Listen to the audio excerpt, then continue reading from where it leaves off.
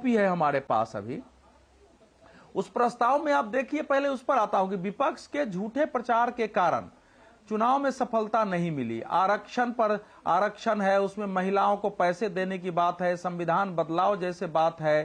तो अब ये सब बातें जो है, विपक्ष हमेशा सरकार के विरुद्ध झूठे प्रचार करता है, बोलता है।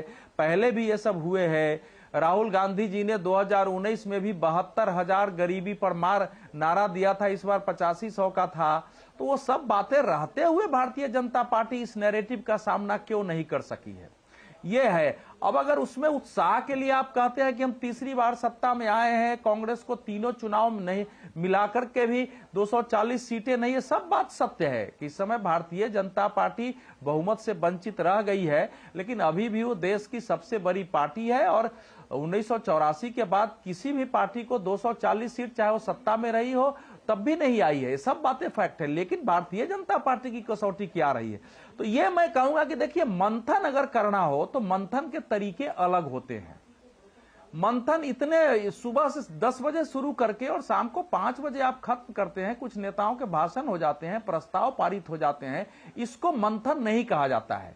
समस्या यह होती है कि मंथन में अगर हम चाहते हैं कि हम अमृत निकालें, तो उसमें जो विष है या उसमें जो विष पैदा करने वाले जीव जंतु हैं, उनकी भी व्यवस्था करनी पड़ती है। जो समुद्र मंथन हुआ था तो वहां ढूंढना पड़ा था ना, केवल वो अमृत थोड़े ही निकला था, उसमें हर प्रकार के जो है सांप, हर प्रकार के जंतु, जीव जंतु निकले थे, उनका क्या करना है। फिर उसमें से जो विष निकला था, उस विष को क्या है, तो शिव जी को पान करना पड़ा था।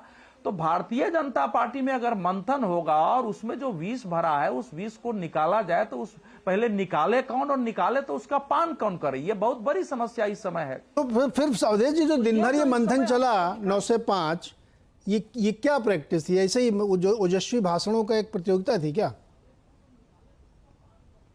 देखिए, अभी तक उसमें से एक भी ऐसा मुझे बिंदु नहीं मिला है कि जो उन कारणों पर ईमानदारी से पार्टी के नेता ने स्वीकार करते हुए और ये मैसेज दिया हो कि हम हार के कारणों को समझते हुए उसको दूर करने के लिए तैयार हैं। अगर हार मतलब उत्तर प्रदेश में अगर सेकेंड रैंक है तो उसको हार तो कहेंगे ना भाई।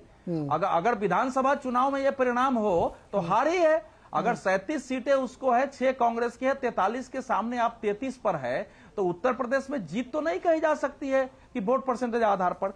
तो मुझे अभी तक जो मूल बात थी वहां कि भाई अगर हमारे कार्यकर्ता उदासीन है, हमारे कार्यकर्ता और प्रतिबद्ध समर्थक भी मैं बोलता हूं, जो प्रतिबद्ध समर्थक कहीं हमारे विरोध में चले गए, वो घरों में बैठ गए या आए अपना वोट डाल दिए जी, या फिर विपक्ष के नैरेटिव को उन्होंने स्वीकार ही कर लिया हो, तो इसके तो गहरे कारण होंगे ना, क्योंकि भारतीय जनता पार्टी एक कैडर बेस्ड पार्टी है। तो ऐसा क्यों हुआ है? जो ब्यूरोक्रेसी की बात आ रही है, देखिए ब्यूरोक्रेसी ही नहीं, आप स्वयं उत्तर प्रदेश के हम सब लोगों ने देखा है, और ये सच अभी राजनाथ सिंह जी ने भी कहा है कि हमारे कार्यकर्ता अगर थानेदार के पास किसी थाने में भी जाते हैं किसी काम के लिए, तो उनको निराशा मिलती है। निराशा नहीं मिलती है, उनको अपमान का झेलना पड़ता है। तो पार्टी में भारतीय जनता पार्टी का जो कैरेक्टर रही है, मुझे मेरी समझ में जितनी आई है कि बीजेपी एक संगठन परिवार को साथ लेके चलती है, राष्ट्रवाद हिंदुत्व के प्रति बात करती है, उसकी प्रतिबद्धता भी होती है। लेकिन जब सत्ता में आती है तो ये उसके पास बीमारी है कि वो संगठन मतलब कार्यकर्ताओं से धीरे धीरे दूर होती है। ब्यूरोक्रेसी, सरकारी कर्मचारी, अधिकारी हावी हो जाते हैं। और साथ ही साथ देखिए दूसरी बात भी, जो संगठन में भी शीर्ष पर लोग होते हैं, उनका भी यही व्यवहार होता है, वो भी एक प्रकार की सत्ता बन जाती है। जो संगठन की बात केशव प्रसाद मौर्य जी कह रहे हैं, तो संगठन की भी एक सत्ता होती है। अगर आम कार्यकर्ता संगठन के भी नेता से मिलने की कोशिश करता है तो नहीं मिल और पाता, संगठन के नेताओं तक कोई बात पहुंचाने की कोशिश करता है, तो वो भी वैसे ही होता है जैसे आपको मंत्रियों से हो रहा है। कुछ लोग ऐसे होते हैं। ये अवधेश जी एक मिनट रुको जरा, और मेहमानों के साथ में ले लें। ये बहुत बड़ी बात आप कह रहे हैं। देखिए शिवम जी, हम लोग केवल यूपी स्पेसिफिक इस समय चर्चा कर रहे हैं, और अगर यूपी में आप नंबर 2 पार्टी हो गए तो उसको आप थोड़ी देर के लिए मान लीजिए। राजनाथ सिंह जी कितने अंतर से जीते, ये कोई छिपा थोड़ी, अभी सब फैक्ट में है। तो असाधारण घटना है तो असाधारण कारण ढूंढने पड़ेंगे इसमें। यही वही बीमारी फिर हम लोग कहते थे, अभी नाम भी नहीं लूँगा मैं, कि बाकी पार्टियों में यही बीमारी थी कि मैं मानूंगा नहीं अपनी गलती। ये मत करिए। देखिए बहुत क्रूड आलोचना होती है, आवाज़ अड्डा में यहाँ किसी को बख्शा नहीं जाता। ये सच्चाई है कि आज आप बुरी स्थिति में हैं। अभी एक मिनट रुको, अभी आपके पास नहीं आ रहा हूँ, अभी आप प्रेम जी के और सतीश जी के पास जाऊँगा। प्रेम कुमार जी, जो मंथन चिंतन हुआ, आपका विश्लेषण क्या कहता है? क्योंकि ये बीमारी सभी पार्टियों में है कि 10-5 साल जब सत्ता में रह लेते हैं तो कार्यकर्ता से दूर। एक ये भी बीमारी होती है कि आईएएस के दम पे सरकार चलाओ, है ना, सब फैसले वही करेंगे, कार्यकर्ता को सुना जाए, क्योंकि हमको ऐसा लगता है कि हमारा कार्यकर्ता जो है गलत काम के लिए ही पहुँचता है, वो सही काम के लिए पहुँचेगा ही नहीं। मैं आपको एक छोटा उदाहरण देता हूँ। जैसे 20-25 साल हमको भी हो गए राजनीति करते हुए, तो जब मुरली मनोहर जोशी जी सत्ता में थे, केंद्र मंत्री थे, तो शिक्षा मंत्री भी थे, HRD में थे वो, तो उनके यहाँ कोई केंद्रीय विद्यालय के संबंध में जा नहीं सकता था किसी भी काम के संदर्भ में। वो बहुत नाराज हो जाते थे कि मेरे पास ये सब काम लेके ना हो। तो एक दृष्टि ये देखनी थी कि भाई देखिए, पक्षपात नहीं कि आप भाजपा कार्यकर्ता हैं तो चले आए काम कराने की। दूसरी दृष्टि है कि आप कार्यकर्ताओं से ही दूरी बनाए ले रहे हैं। तो ये एक बड़ी अजीब बीमारी है जो हो जाती है।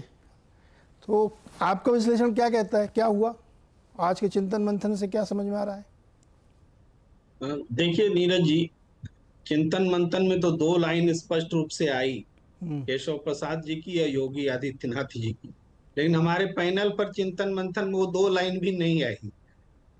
जो अभी तक जो है वो 2 लाइन भी नहीं आई। अरे क्या 10 बार तो मैं ही बोल चुका, कौन सी 2 लाइन की आप चिंता कर रहे हैं? नहीं, सुनिए, वहां से तो 2 लाइन निकली, निष्कर्ष निकला, लेकिन हमारे शिवम त्यागी जी, अवधेश कुमार जी इतनी देर तक बोले, लेकिन क्या बोले वो हमें नहीं समझ में आया। वो मैं कह रहा हूँ, मेरा अपना फीलिंग, ठीक है, क्योंकि उसका एक कंक्लूसिव लाइन होता है ना, वो मैं कह रहा हूँ।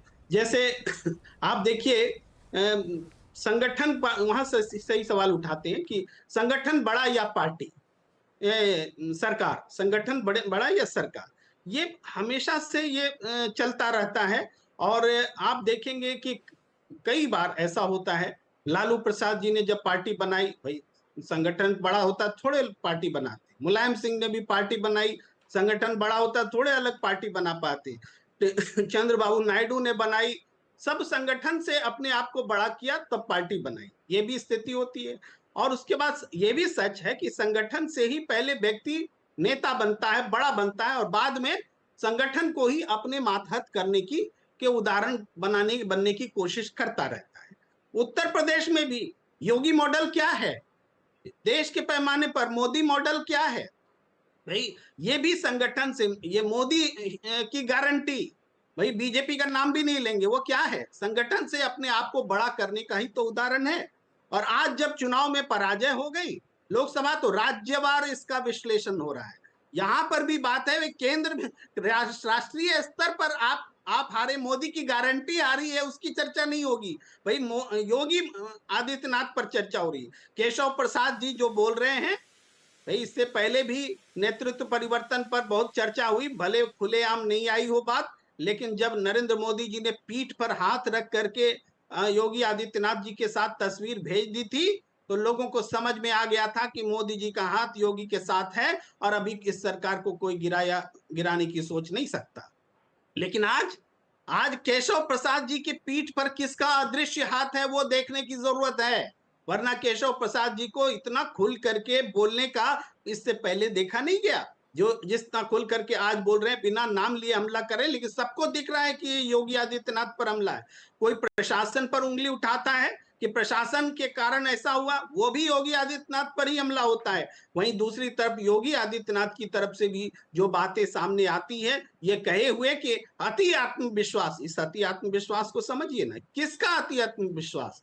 अरे सारे कैंडिडेट्स एक भी तय करने में योगी आदित्यनाथ को साथ नहीं लिया गया, पुराने कैंडिडेट्स रिपीट किए गए, यही तो अति आत्मविश्वास था। और इस पर उंगली उठाना, यानी योगी आदित्यनाथ साफ कह रहे हैं कि भैया उम्मीदवार मैंने तय नहीं किया, सब कुछ आप अमित शाह जी ने किया और ये आप लोगों ने किया, आप जानो क्या हुआ परिणाम, मेरा योगदान नहीं है। ये बिना बोले हुए कही हुई बात है। ये अति आत्मविश्वास की व्याख्या यही है, जो मेरी व्याख्या है, सबकी अलग अलग हो सकती है। तो ये बात साफ दिख रही है। पार्टी में ये अंदर खाने का सत्ता संगठन, जब पार्टी कमजोर होती है तभी तो पार्टी के भीतर असंतोष की आवाज उठती है। अगर कमजोर नहीं होती है तो दब जाती है, दबा दी जाती है, बोलने का मौका नहीं दिया जाता है। जी आप कुछ बोल रहे हैं? मैं कह रहा था आप आग लगा रहे हो सर। नहीं, मैंने जो समझा कह दिया। मतलब ये वाला इधर, ये वाला इधर। नहीं, एक बात से मैं आपकी सहमत नहीं हूँ, मैं उसका कॉन्ट्रा रखता हूँ। सुनो ना आप प्रेम जी, अगर ये मान लिया जाए कि मोदी गारंटी हार गई है ना, तो ये फैक्चुअली गलत है सर। मध्य प्रदेश में क्यों नहीं हारी, छत्तीसगढ़ में क्यों नहीं हारी, उत्तराखंड में क्यों नहीं हारी, उड़ीसा में सरकार क्यों बन गई, वहां भी तो हारनी चाहिए ना मोदी गारंटी, वहां नहीं हारी। कि एक काउंटर प्रश्न आ सकता है, मुझे पता था, मैं इसके जवाब के लिए तैयार हूं। सवाल तो पूरा होने नहीं देते आप, नीट की परीक्षा थोड़ी सवाल पूरा होने दो पहले। कि जब ये परिस्थिति बन रही है तो ये मोदी की गारंटी की हार नहीं सर, सही डायरेक्शन में डिस्कशन जा रहा है कि अति आत्मविश्वास, कार्यकर्ताओं की उपेक्षा, गलत टिकट वितरण, अदृश्य हाथों के द्वारा टिकट का वितरण, ये सब कार्यक्रम हुए होंगे। मोदी गारंटी हार दी तो मध्य प्रदेश में क्यों नहीं हारी फिर? तो इसलिए मैं कह रहा हूँ डाइवर्स हो जाएगा, यूपीए सेंट्रिक करते हैं। आप बताओ। नहीं तो हम इसको उलट कर बोलते हैं, चलिए नहीं हारी मोदी की गारंटी, मैथमेटिकली इसको प्रूव करते हैं। क्यों शिवराज सिंह चौहान ने कहा था कि 29 कमल का पुल सजा कर देंगे, तो उन्होंने दिया। तो ये शिवराज सिंह चौहान जीत गए, और यहाँ पर योगी आदित्यनाथ ने नहीं दिया, तो योगी आदित्यनाथ हार गए। इसी थ्योरी को मान लीजिए, हटाइए। अरे तो मैं तो कह रहा हूँ यूपी सेंट्रिक डिस्कशन है, उसमें कोई शक है क्या? मैं कह रहा हूँ हटाइए, योगी आदित्यनाथ जी को पनिश कीजिए। नहीं, क्यों हटाएं? कोई तो तरीका होगा भाई। नहीं, अब उसमें कोई तो जिम्मेदारी लेगा। उसमें दो चक्कर हैं, केशव मौर्य जी कुछ और कह रहे हैं, योगी जी कुछ और कह रहे हैं। अभी किसकी बात सही मानी जाए? अति आत्मविश्वास से हारे या संगठन की वजह से हारे? क्या हारे? जब आप एक बात मान रहे हैं कि नरेंद्र मोदी जी के कारण हार नहीं हुई है, हाँ। जब एक मान रहे हैं, तो फिर स्टेट में कोई रिस्पॉन्सिबल होगा? कौन होगा? जो सरकार में है वो सबसे पहले रिस्पॉन्सिबल होगा। तो वही तो तय करना है अपने लोगों को। अपने लोगों को नहीं तय करना, उनको खुद ही तय करना है। तय हो चुका, आपने एक तय कर दिया, दूसरा ऑटोमेटिक तय हो गया। नहीं, अगर रुको, अभी सतीश जी नीरज सर 10 सेकंड बोल लीजिए, मैं सतीश जी के पास जाऊंगा। जी बोलिए अवधेश जी, 10 सेकंड सिर्फ। नीरज जी, भारतीय जनता पार्टी से ज्यादा सूचना आजकल प्रेम जी के पास आने लगी है कि जोगी जी को हटाने की बात हो गई थी, और नरेंद्र मोदी जी, किसी ने अभी तक कहा ही नहीं कि जीत के लिए और हार के लिए कौन जिम्मेवार है। तो ये अब प्रेम जी को पास ज्यादा सूचनाएं होंगी, हम लोगों के पास तो ये सूचना आई नहीं है कि किसी को हटाने की बात हो रही है। खोजी पत्रकार है प्रेम जी। खैर सतीश जी की बात, एक मिनट सर,